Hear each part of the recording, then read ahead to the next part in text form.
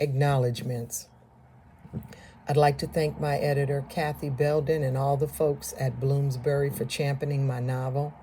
I'd like to thank my agent, Jennifer Lyons, who believed from the first word. My time at Stegner Fellow at Stanford University gave me time to write and revise this manuscript, and I'm deeply, deeply grateful to the English and creative writing departments at Stanford for that. During my time at Stanford, Elizabeth Talent and Tobias Wolff were insightful readers and mentors.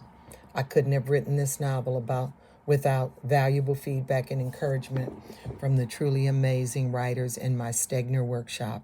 Sally Friss, Justin St. Germain, Stephanie Sirleau, Jim Gavin, Vanessa Hutchison, Amy Keller, Harriet Clark, Will Boast, and Rob L.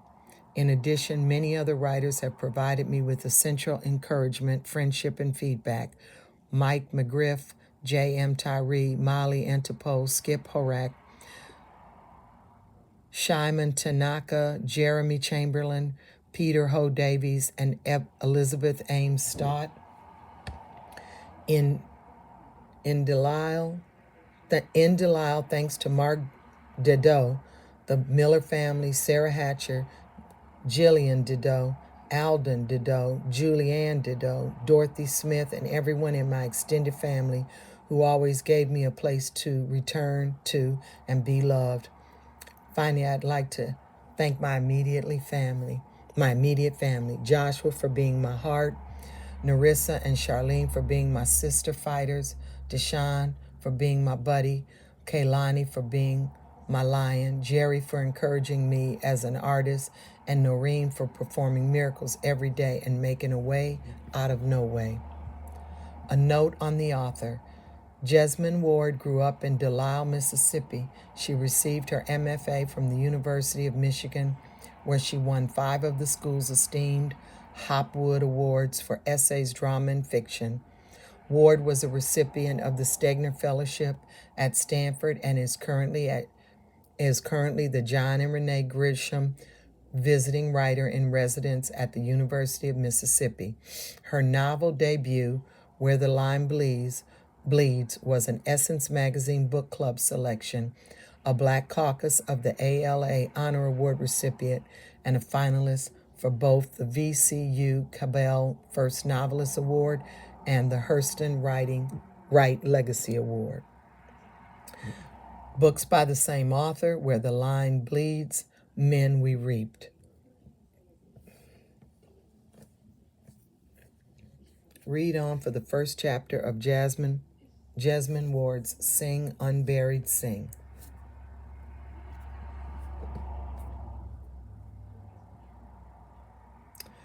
Chapter 1, JoJo. I like to think I know what death is. I like to think that it's something I could look at straight. When Pop tell me he need my help and I see the black knife slid into the belt of his pants, I follow Pop out the house. Try to keep my back straight, my shoulders even as a hanger. That's how Pop walks. I try to look like this is normal and boring so Pop will think I've earned these 13 years. So Pop will know I'm ready to pull what needs to be pulled, separate, inwards from the muscle, organs from cavities. I want Pop to know I can get bloody. Today's my birthday. I grab the door so it don't slam, ease it into the jam. I don't want Mom and Kayla to wake up with none of using the house. Better for them to sleep. Better for my little sister Kayla to sleep. Because on nights when Leonie's out working, she wake up every hour, sit up straight in the bed and scream. Better for Grandma Ma'am to sleep because the chemo done dried her up and hollowed her out the way the sun and air do water oaks. Pop weaves in and out of the trees, straight and slim and brown as a young pine tree. He spits in the dry red dirt, and the wind makes the trees wave. It's cold. This spring is stubborn. Most days it won't make way for warmth. The chill stays like water in an Abbott drinking tub. I left my hoodie on the floor in Leonie's room where I sleep, and my t-shirt is thin. But I don't ruby arms. If I let the cold goad me, I know I will see the goat. I'll flinch or frown when Pop cuts the throat, and Pop being Pop will see. Better to leave the baby asleep, Pop says. Pop built our house himself, narrow in the front and long, close to the road, so he could leave the rest of the property wooded. He put his pig pen and his goat yard and the chicken coop in the small clearings in the house. Weave to walk past the pigeon to get the goats. The dirt is black and muddy with shit, and ever since Pop whipped me when I was 6 for running around the pen with no shoes on, I've never been barefoot out here again. You could get worms, Pop said. Later that night, he told me stories about him and his sisters and brothers when they were young, playing barefoot because all they had was one pair of shoes each and for them to go to church. They all got worms, and when they used the outhouse, they pulled the worms out of their butts. I don't tell Pop, but that was more effective than the whipping. Pop picks the unlucky goat, ties a rope around his head like a noose, and leads it out the pen. The others bleat and rush him, butting his legs, licking his pants. Get, Pop says, and kicks them out the way.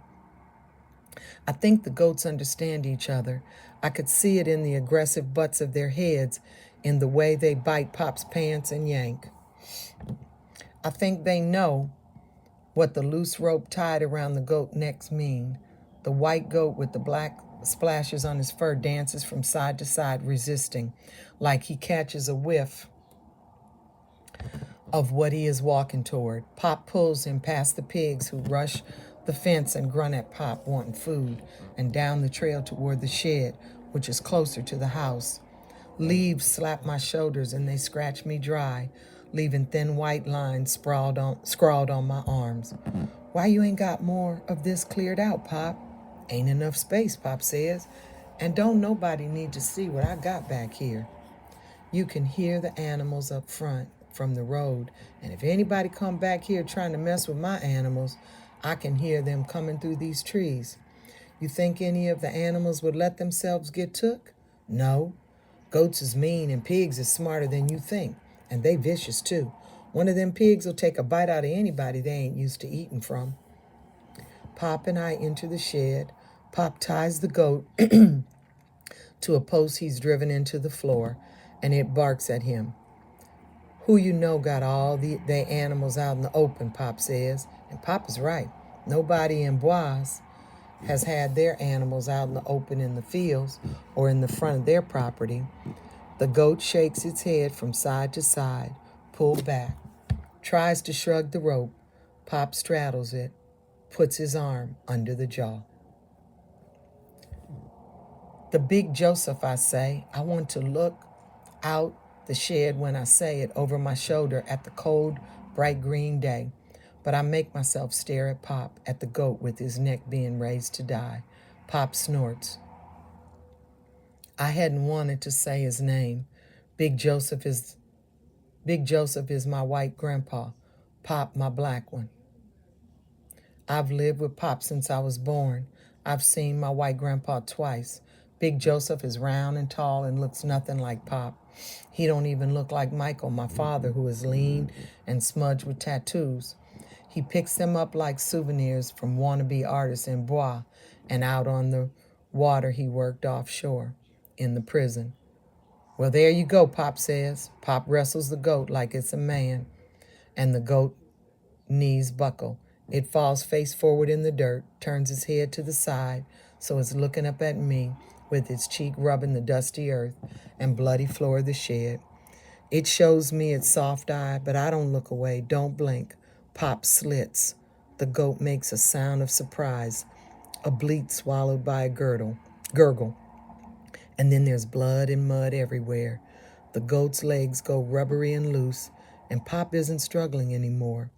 All at once he stands up and ties a rope around the goat's ankles, lifting the body to a hook hanging from the rafters. That eye still wet, looking at me like I was the one who cut its neck, like I was the one bleeding it out, turning its whole face red with blood. You ready, Pop asks? He glances at me. Then quickly I nod. I'm frowning, my face drawn tight. I try to relax as Pop cuts the goat along the legs.